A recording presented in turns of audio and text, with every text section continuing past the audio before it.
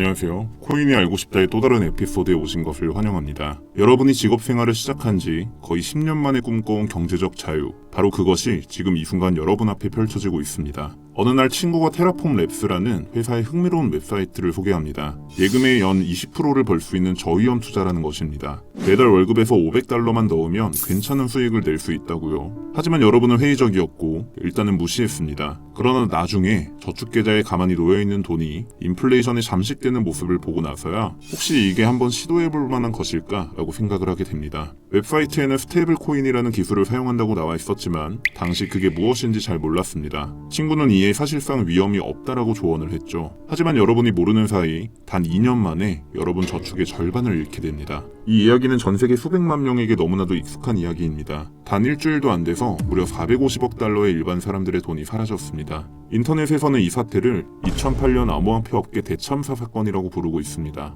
그리고 지금 여러분은 그 한가운데에 서 있습니다. 어떻게 이런 일이 여러분들에게도 일어날 수 있었을까요? 이것은 지금도 많은 이들이 살아가고 있는 현실 속의 공포 이야기입니다.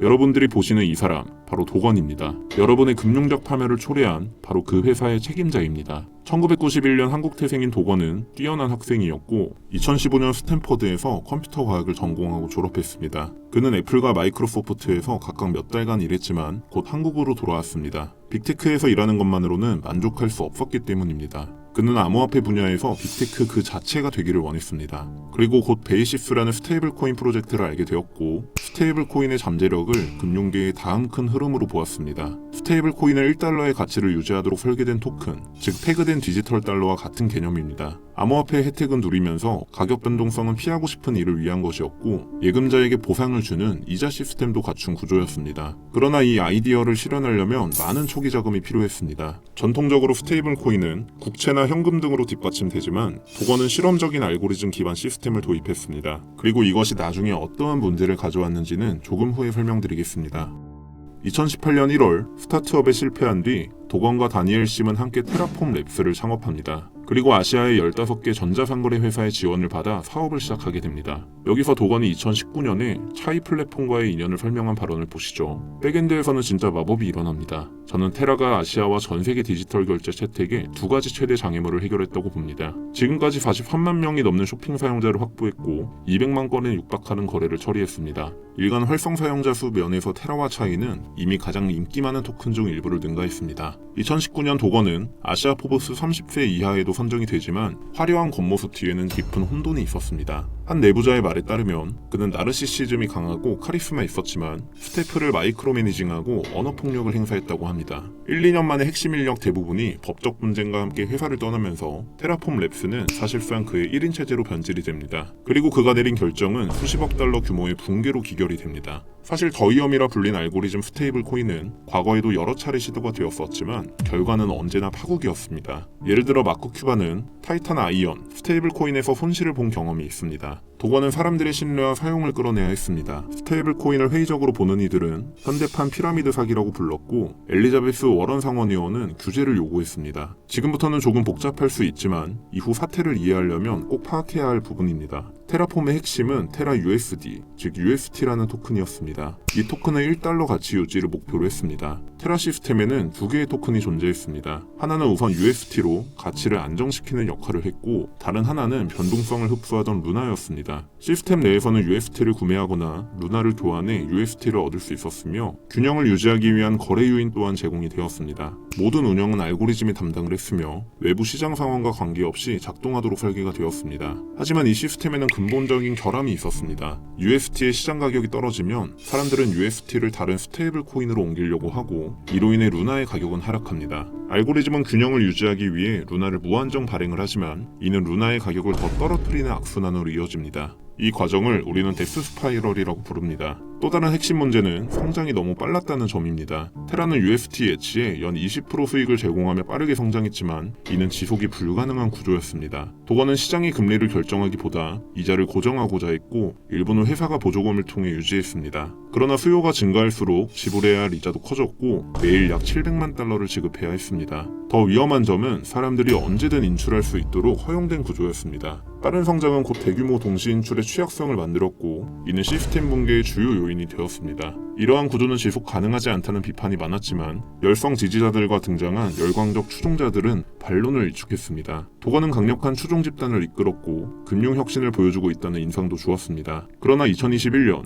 전체 암호화폐 시장이 하락을 하기 시작하면서 다른 코인의 수익률은 떨어졌지만 도건이 설정한 20% 고정이자는 더욱더 매력적으로 보였습니다. 결국 사람들은 몰려들기 시작을 했고 2022년 4월에는 루나 가격이 토큰당 100달러를 넘었고 전체 시스템 가치는 약 450억 달러에 달했습니다. 테라 루나의 시스템은 수백 개의 디파이 앱과 수백만 건의 결제에 사용되며 마침내 디파이가 주류에 진입했다는 기대 또한 있었습니다. 하지만 탈중앙화를 표방했지만 실제로는 내부자에 따르면 도건이 모든 결정을 독점하는 중앙집권 체제였습니다. 사람들의 신뢰를 다지기 위해 테라랩스는 예기치 못한 충격에 대비해서 4억 5천만 달러 준비금과 10억 달러 상당의 비트코인을 준비했습니다. 이 시점에서 테라는 암호화폐 시가총액 기준 4위였고 막강했습니다. 그러나 확산과 기관 투자 유입 이후 도건은 점점 오만해졌고 이 시장에 들어오는 회사의 95%는 죽는다고 발언을 하는 등 극단적인 표현 또한 서슴지 않았습니다. 2022년 4월 말 도건은 한국 법인 해산을 신청을 했고 5월 초에 승인이 되었습니다. 이 사실을 알았더라면 많은 투자자가 경고 신호로 받아들였겠지만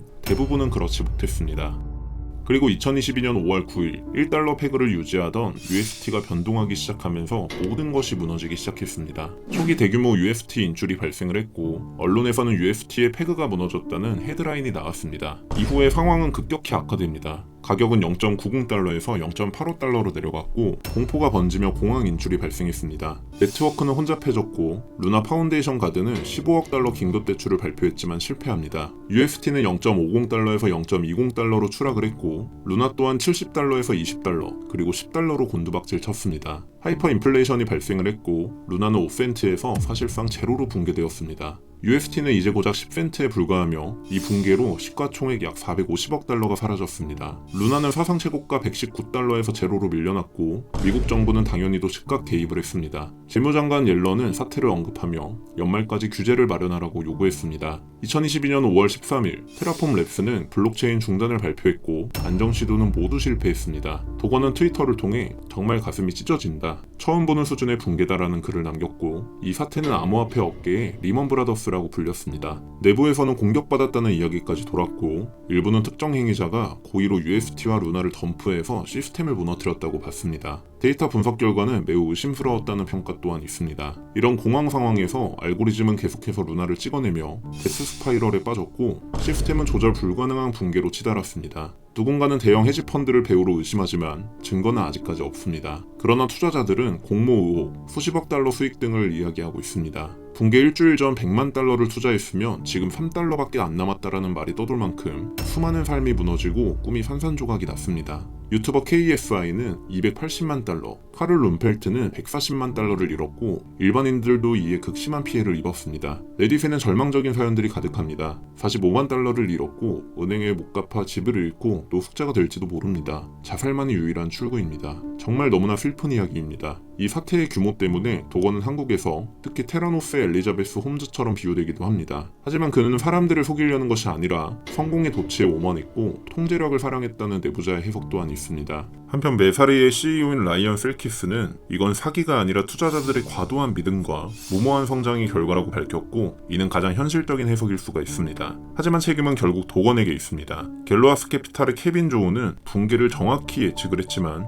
도건은 이를 철저하게 무시했다고 합니다. 매우 무책임한 태도였습니다. 사실 붕괴를 정확히 예측한 사례도 있었습니다. 2019년 12월 블록체인 컨퍼런스에서 이러한 발언이 나왔죠. 담보 없는 알고리즘 스테이블 코인이 가장 위험하다. 테라 같은 것들이 채택되어 대량 채택이 된다면 반토막, 제로가 될 수 있다. 정말 예언 같았습니다. 그리고 실제로 그는 맞았습니다. 이 붕괴는 피할 수도 있었을지 모릅니다. 예치금에 최소 7일 혹은 한 달의 인출대기 기간이 있었다면 공황은 막을 수 있었을지도 모릅니다. 하지만 스테이블 코인에 대한 신뢰는 이미 무너졌고 책임감 있는 프로젝트들도 다시 신뢰를 되찾기는 쉽지 않을 것입니다. 여기서 가장 슬픈 점은 많은 사람들이 스테이블 코인을 안전하다고 믿고 은행처럼 저축하고 이자를 받기 위해 사용했다는 것입니다. 일반 은행은 이자를 주지 않으니까라는 이유로 암호화폐 투기를 피하려고 했지만 결과는 암호화폐 역사상 가장 큰 재앙이었습니다. 피해자분들께 조금이라도 위로가 닿길 바라며 지켜보는 이들에게는 어떤 투자도 아무리 안전해 보여도 상대방의 위험이 있다면 잃을 수 있을 만큼만 투자라는 기본 원칙을 기억하라는 교훈이 되길 바랍니다. 이제 도관에게는 어떤 일이 벌어질까요? 투자자들은 매우 분노했고 답을 요구할 것입니다. 물론 집단 소송 가능성도 높습니다. 하지만 지금으로서는 정확히 알 수 없습니다. 에피소드 마무리 직전에 도관은 추후 테라 2.0을 발표했지만 반응은 대체적으로 부정적이었습니다. 여러분들은 이에 어떻게 생각하시나요? 이와 같은 사례로 돈을 잃어보신 적이 있을까요? 우리 모두는 다시금 스테이블 코인을 신뢰할 수 있을까요? 댓글로 여러분들의 생각을 들려주세요. 이 영상이 마음에 드셨다면 구독, 그리고 코인이 알고 싶다의 또 다른 에피소드를 찾아보시고 또 다른 흥미로운 주제가 있는지 한 번씩 컨택해 주시길 바랍니다. 다양한 콘텐츠가 준비되어 있습니다. 그럼 저는 다음 에피소드에서 뵙도록 하겠습니다. 감사합니다.